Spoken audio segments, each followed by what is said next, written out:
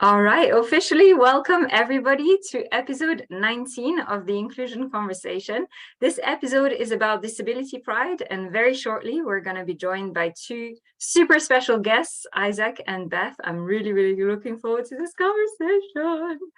My name is Selene. I'm the host of the Inclusion Conversation, which is a talk show that aims to break down borders and bring people closer together, one conversation at a time. I started the Inclusion Conversation as part of my business, Be Beyond Borders, and my hope was really that we could learn from each other, we could learn together, and have these really amazing open conversations as a community. So I'm delighted that this is already episode 19. It's very exciting. So welcome, and thank you to everyone who's joining us live. If you're here live, there will be two parts. The first part is going to be the conversation with Beth and Isaac, and I'll be asking them some questions, and that's recorded for the first half hour. And the second part is not recorded. That's when we stop the recording, and anyone joining us live can ask any questions, can share also their personal story in link with the topic. That's my favorite part. If you're not here live and you're watching this recording, you got to join live next time for sure.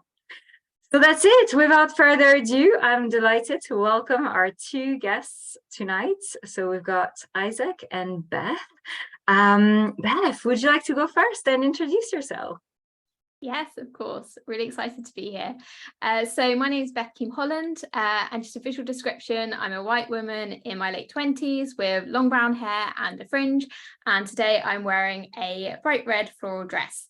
In terms of who I am, so I'm the founder and CEO of Patchwork Hub, which is a disabled-led employment platform where we provide an accessible jobs board and training consultancy to help employers become more inclusive and accessible.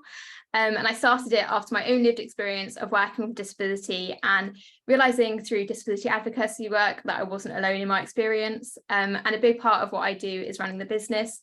And as well as this, I try and do a fair bit of disability advocacy work to raise awareness around disability, both through content and campaigns, and try to influence policy and stuff as well. Thanks so much, Beth. Welcome. And it's so good that you did the visual description, because I always forget one thing and I don't know until something happens. And now I know what I forgot.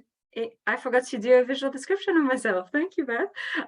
So I'm a white woman in her mid-30s. I have long, wavy, light brown hair, and today I'm wearing a floral dress that is lots of colors, mainly orange and green and black and white, I think. And bright red lipstick. Beth and I were just sharing that, you know, we put the lipstick on too when we feel like our face is not too presentable with. So we've got our mask on, but don't worry, we're dropping it for the conversation. So Isaac, over to you. Introduce yourself. Yeah. Hello, and thank you for having me. And actually, this first time I'll be doing a visual description. I'm good at it on LinkedIn, but I've never done it live. So I'm Isaac, a black man lying down, using the computer. I'm indoors wearing a white tee. And there's a window behind me with a microphone right beside me, and I did not put the red lipstick on today. So I'm Isaac, born with a disability called limp pelvic hypoplasia, which means I have no arms and short legs. I've got scoliosis, which is the curvature of the spine, and I have acid reflux, which is kind of like stomach problems. And I do a bit of everything. But to put it in a nutshell, I'm a disability advocate sharing my lived experience mainly on LinkedIn. And I'm also the president of an organization called Wheels and Wheelchairs, where roller skaters push wheelchair users. Isaac is one of the most adventurous people I've ever met in my life. I feel like you're downplaying that part. Awesome. Well, both of you, welcome, and thank you so much for joining us. We're going to get straight into it. What does disability pride mean to you? Who would like to start? I'm happy to go first. Go for it. So, I mean, I guess at this stage it might be useful context just to explain a bit about the nature of my disability because it shapes the answer a bit. So without going too much into my medical history, because we'd literally be here for days, but it started in my late teens and early 20s when I developed a whole host of immunological diseases following serious glandular fever and health complications. So some of the conditions I've been diagnosed with and live with are EDS or Ehlers-Danlos syndrome, fibromyalgia, and POTS or postural tachycardia syndrome. And they can all have quite debilitating symptoms, but they all combine under the disability banner. So in terms of what disability pride means to me, I think for me, it's not necessarily about feeling pride in my conditions themselves. It's about feeling pride in who I am, and also the resilience in the face of a world that's not really set up for me in mind sometimes. And personally, and I don't know if this will resonate with anyone else, but I think it's quite important to note that it's also okay to have a very complex relationship with your disability and disability pride. I don't think you have to feel pride in something that brings you so much pain and makes life really hard. But for me, the pride has instead come from what I do manage to do in spite of all of that. And most importantly, I think pride in the disabled community that I'm a part of, and how we come together to help each other and advocate and try and drive forward change. I think for me, that's where the root of the pride comes in. Isaac, is that resonating with you? I see you're thinking. Yeah. No, like she stole my answer. Yeah. Looked in there first, Isaac. No, it's yeah, I could definitely resonate with the coming together as a community. I feel the best parts of being part of the disability community is when we come to events together. For example, Disability Expo, which happened in July, being one of them, where we're all under the same roof and we're all together, smiling, joking, educating each other and learning from each other. It was a really great opportunity, and yeah, there's loads of other times that happens. But for me, disability pride is great for that, and the celebration and showcasing what people can do, as well as coming together. But I think it's also an opportunity for us to learn and become better allies for one another. Because for me, I didn't really know much about disability pride until I joined LinkedIn 2 years ago. Never really heard of that. I mean, like the month and the term disability pride. And I learned so much from different individuals and how I can make my content a lot more accessible, different languages that should be used, and a lot I've learned, and from that learning, I've been able to educate others. So for me, yeah, it's an opportunity to just become better allies for one another. Mm. Yes, and for anyone who's not familiar with Disability Pride, it started in the US as a celebration of the Disabilities Act in the US. So it's only become international more recently. And I think a lot of people initially get confused and think it might be the celebration of the intersection between LGBT and disability, which it could be. And I mean, by all means, we're celebrating all different identities and intersections. But initially it was meant as pride in disability. And it is interesting, isn't it? Because it's like finding, and we've talked about this, the three of us before, finding that balance between the pride, the celebration element, the like showing the strengths and celebrating, the achievements and all of that, which is amazing and so important, right? Because for centuries, it's been a completely different narrative. But then also still finding this balance with like the three of us have stuff going on right now where it is really challenging, and being honest with that, just like Beth, you were hinting, like it's not as simple as saying I'm proud of my conditions or something like that. It's very nuanced and complex, and I'm sure you both experienced that in your advocacy work. So let's look into that a little bit more, if I may. I mean, if you haven't come across Isaac and Beth on LinkedIn and Instagram, you got to solve that now, because they do a lot in terms of that education piece and community piece. So how did it started? Like, how did you get into wanting to educate, to advocate for yourself, for the community, for people around you? What happened? Isaac, let's start with you. The beginning of the beginning. Yeah, I'll keep it brief because it is a bit of a long story, but in the beginning, I didn't want to become an advocate because I didn't really understand why I should be talking about disability. I left school with a very creative brain, and I always wanted to showcase that and do that through video editing and content creation. And as you mentioned earlier, the many adventurous things that I get up to, I just wanted to film that and just show it to the world, but not because I was showing, oh, what can be done with a disability. It's just because I loved doing it. But loads of friends and family throughout the years would say, oh, you should really talk about disability. You could really change people's perspectives. And I kept on ignoring. I was like, oh, I don't really see any point in doing that. But then I was given an opportunity to do a public speaking engagement about overcoming obstacles, which I accepted. And after I finished speaking about, you know, difficulty when it comes to traveling, not being able to get on the buses and many other obstacles, I came up with the positives and what can be achieved.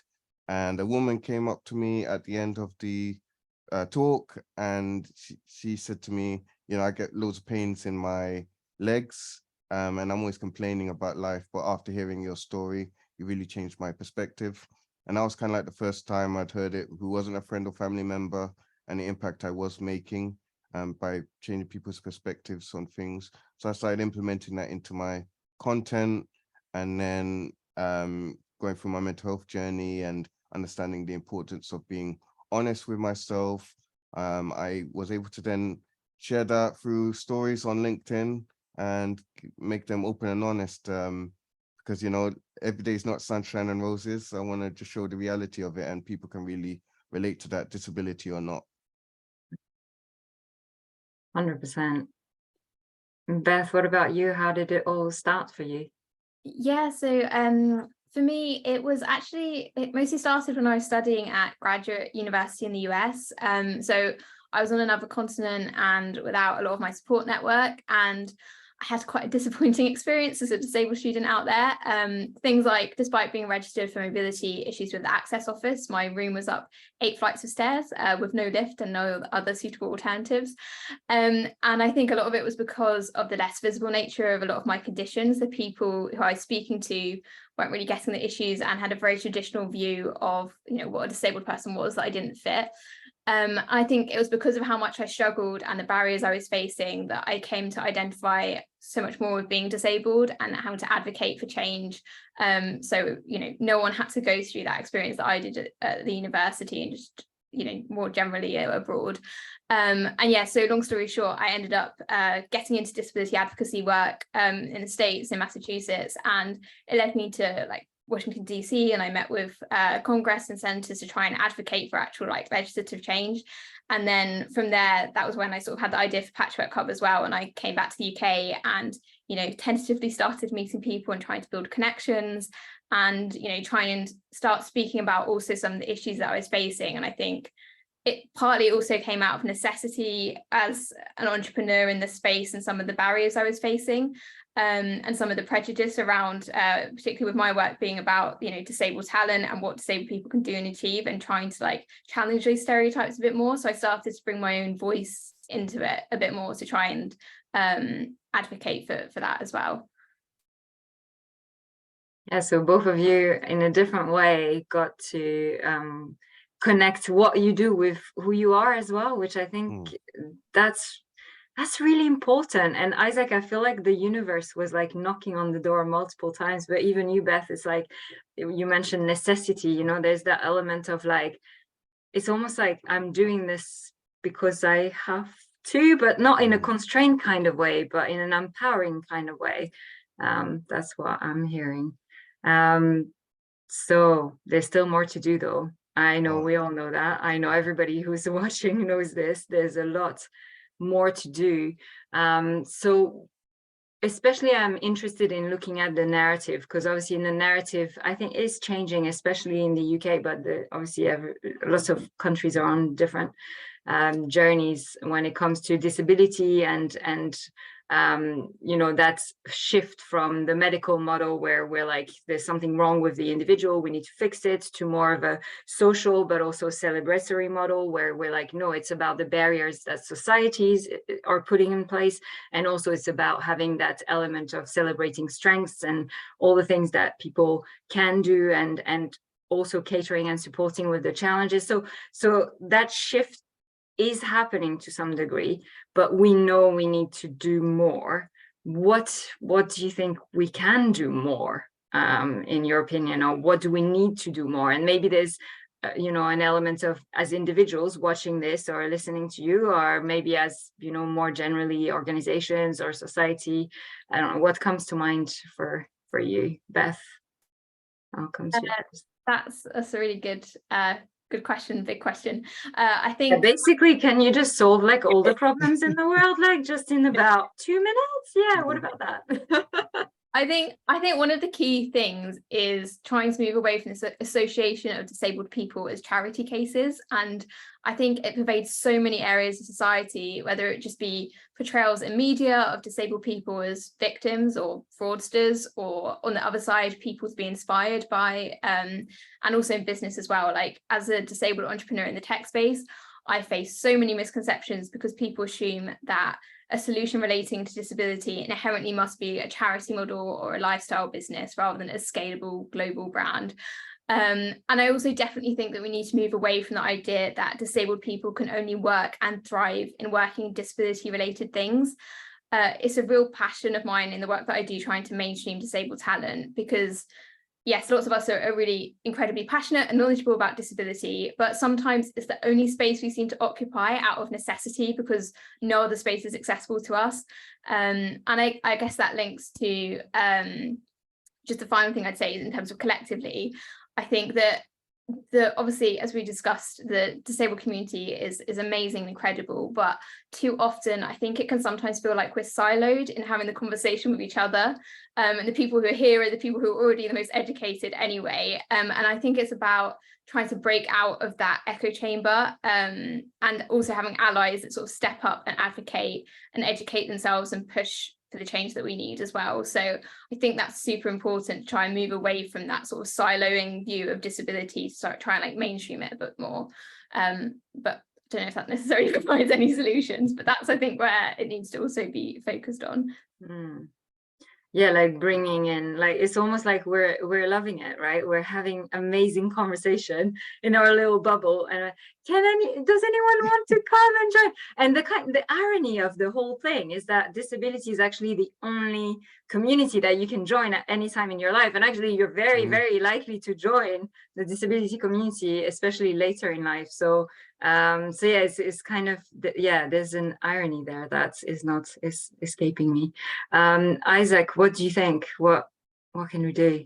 Yeah, I mean, there's a lot I can say, but I think it's important to have conversations like these ones where we're given a platform to be open and honest about our day-to-day lives, and actually listen to people with those lived experiences, because too much do we see people making assumptions on what needs to be done, and then they do that, they realize it's the wrong thing, and then have to redo it all, and then they speak to the community, and it's like, you could have spoken to us in the first place to avoid all of that from happening. So I feel, to stop the assumptions and have more conversations, because having conversations like this and the amount of people that I've met throughout my LinkedIn journey, especially, I've learned so much about people, and also how similar we are as people. When you actually speak to one another, you can really find a lot of similarities. And to go on to say, disability should be at the forefront of every conversation, because it's one of those things that anyone can have at any given time. So those would be my solutions for changing the world. I love what you said there about similarities. I always talk about that. Like, if we could celebrate and honor as much the similarities that make us human, and the differences that make us unique, like holding those two, together at the same time, and embracing both of those, I think that would be Really incredible. We have a question that's come up from Rachel in the chat. So I'll ask you that. I think it's one that you've been, I'm sure, reflecting on and talking about before. It's about COVID and working from home, and whether you think that that's made working more accessible. Beth, I'm sure you'll have a lot to say from Patchwork Her perspective, but I'll give you a second to think about it. I'll come to you, Isaac, first. What do you think? COVID, working from home, has it helped? Has it not helped? In what way? I would be on the fence about it. On one side, it really has helped make more of a level playing field, especially with the hybrid working and giving people a chance to show their skills from the comfort of their own home and not have to rely on reasonable adjustments that the workplace may or may not want to do. So it does give people a lot more flexibility. But on the other hand, I work for a charity in my local area, and they did research on how the pandemic affected those with learning disabilities. And one of the main conclusions was some of them are not able to use the computer, and they don't really understand it, or getting onto Zoom and all those kind of different ways of communication wasn't really for them. And because it all went to online, we left out a lot of people, and we weren't really engaging with those individuals as much as we could have. So definitely it's we lost out on a lot of voices during that time.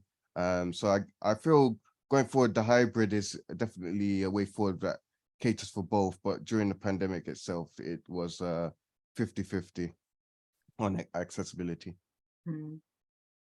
Yeah, and the pandemic also had some really negative impacts on medical appointments being delayed, access to healthcare support, etc. So yeah, I think it's good that you bring that nuanced answer. Beth, I don't know if you want to add to that.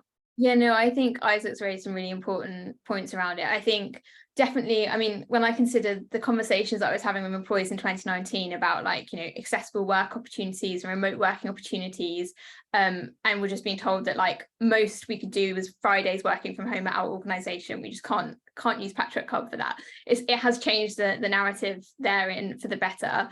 I think what's really important is to make sure that, you know, in this post-pandemic world, there are still a lot of people who prefer remote working, whose conditions mean that remote working is the only option. And it's really important that one of the things we're seeing through Patchwork Hub is lots of candidates coming to us who, you know, secured jobs in the pandemic, and they've been doing them brilliantly working from home, and they're now being forced back into the office for 2 days a week at minimum, when it's just not necessary at all for their role as a reasonable adjustment, which is really disappointing. So I think it's really important to make sure that, and also for so many of us who are immunocompromised, there's lots of other things we think about as well in terms of going to the office. So I think it's really important that those adjustments and like this sort of opportunity that's arisen from a horrible situation is sort of maximized in the future, to make sure that we use that going forwards, I think.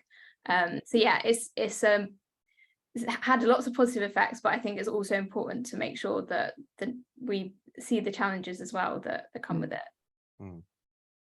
Yeah, and it's definitely about, and Rachel puts in the chat, you know, I'm hearing that these accessible options still need to be more intentional and flexible. I think it's the idea of, like, really having conversation around, you know, and I know it takes a little bit of time, but it's time well invested to have conversations with teams, with people, with colleagues, to say, how do you work best? How do you communicate best? You know, what does an effective, enjoyable, welcoming work environment looks for you? You know, for me, working from home is amazing. I love it. You know, if someone said you now have to come to the office like X number of days, or even like previous employer, oh, you have to come back 5 days a week, absolutely not. I'd rather leave the organization. Simple as that.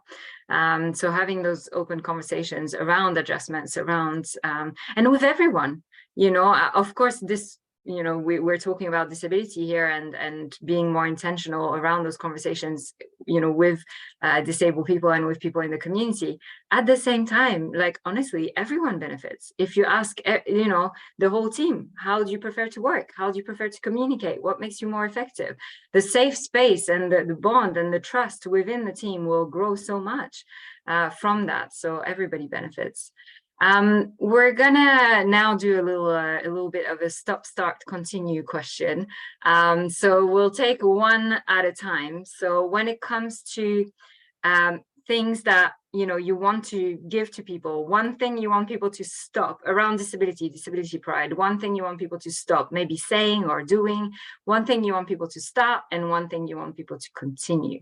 So the first is, well, we're gonna have one each. We're gonna like be bouncy, a little bit bouncy, and dooms, dooms, dooms. Well, maybe I won't do that. So one thing that you want people to stop doing, please stop doing this now. Beth, what's your thing? Stop asking disabled people to provide their expertise for free. I think that's a key one for me. So we're experiencing the same cost of living crisis as everybody else, and in fact we have even more costs, about £1,000 a month extra according to Scope, because of being disabled. And I think, yeah, sorry, I'll keep it short. I think that's a key one.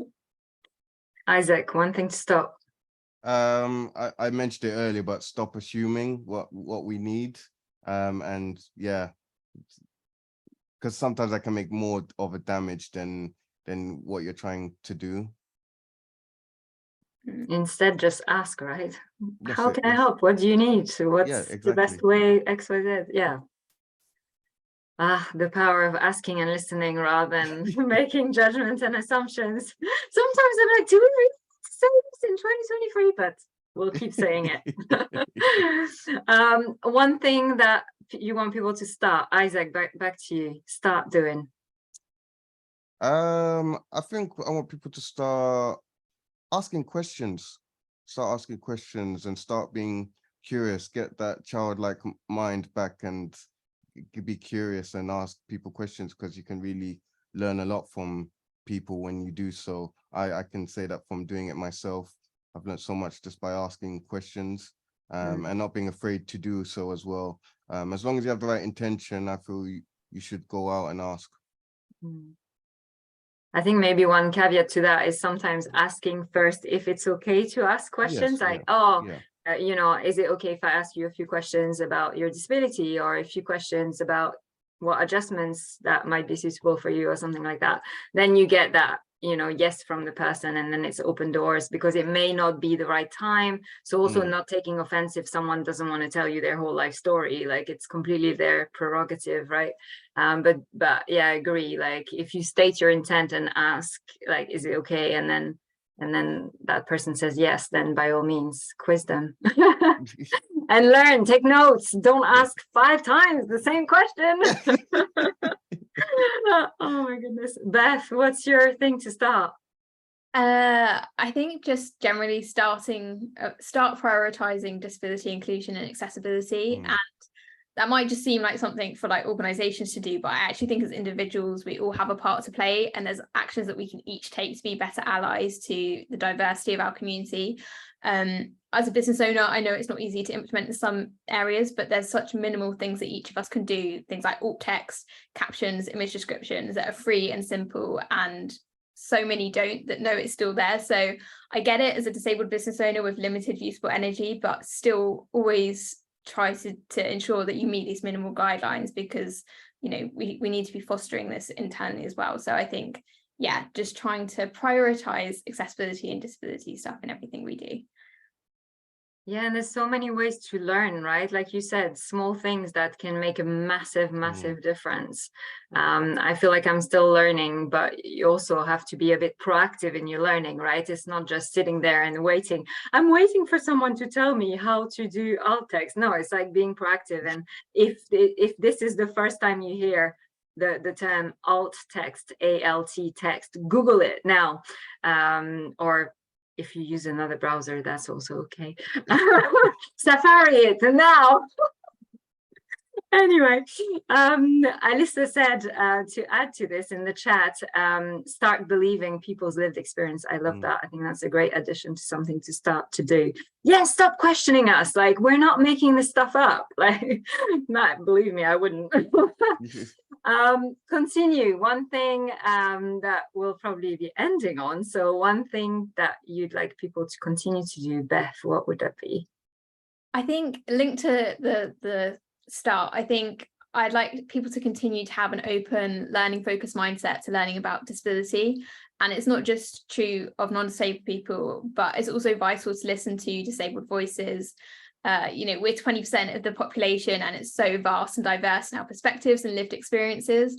I always say there's no one size fits all view of disability, and I never want to make statements that like overgeneralize about the community as a whole, because one, everyone's lived experience is their own, and also I'm still very much learning about new areas and barriers that I've not directly experienced.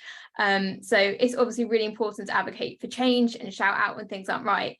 But I also think it's important to do so compassionately and meet someone where they're at. So yes, I think I'd like people to continue to educate themselves and foster this learning focused mindset. And we also acknowledge that people will get it wrong and try to do better and grow our understanding for next time. Definitely. What about you, Isaac? One thing for people to continue to do? Yeah, just to go on from what Beth was saying, I think just continuing engaging with the community, being part of the conversation, and yeah, put nicely, keep on learning, because you know, as humans, we've got to keep learning, keep growing, and keep getting better. Yeah, and I love that compassion theme that you were sharing, Beth, because we're so quick at the moment, and I don't know, when did it shift? Like when I first got into diversity and inclusion, everybody was like, yeah, let's learn together, it's okay to make mistakes. And I feel like recently it's like you get cancelled, like you made one mistake, you used the wrong word, you're out of here, you know, go educate yourself. So sometimes you know, you can feel scared, like there may be allies out there who want to talk about disability pride and they don't have lived experience and they feel scared, and they're like, oh, maybe I'm going to say the wrong thing or do the wrong thing. I hear that so many times when I talk to companies, to even to friends, you know, family members. Oh, I'd rather not talk about it because I'm scared of getting it wrong. And I think that's the mistake that we're making right there, you know, not having the conversation then prevents us from getting it wrong, learning, growing, you know, getting it wrong again, etc., etc. So I love that takeaway of compassion that, you know, is coming from both of you. So thank you so much for sharing that. We also had Ali in the chat who mentioned to you know, make sure to include hybrids, like online access for in-person events. A lot of it has gone in terms of like training, like in person, like all that kind of stuff. I totally agree. I think by default, and I think someone needs to crack this whole hybrid thing. If someone could do that out there, that would be amazing, because all of us are trying and it never really quite works, does it? It's never really the same experience online and in person. So we need an app for that. So please, if anyone on here does that kind of stuff, make it happen. So this is the end of the recorded part. We're very shortly, for those who are here, thank you so much. Please stick around. We're very shortly going to move to questions. So this little blurb of end for the recording gives you a bit of time to think about your questions. So for anyone who is watching the recording, we're going to be ending that very shortly. You can find more about the inclusion conversation and join the next conversation live on Eventbrite, and you can also follow us on @BBonBorders. There has been tons of episodes before, and I will pop the link in the chat very shortly. Like I said, it's episode 19 today, so lots of topics, lots of things to catch up on YouTube if you want to continue to educate yourself through these conversations and hearing from the experience and expertise of our guests. So hopefully I will see everybody for episode 20, which is going to be about neurodiversity and culture. So if you're watching the recording, this is the end. Thank you so much.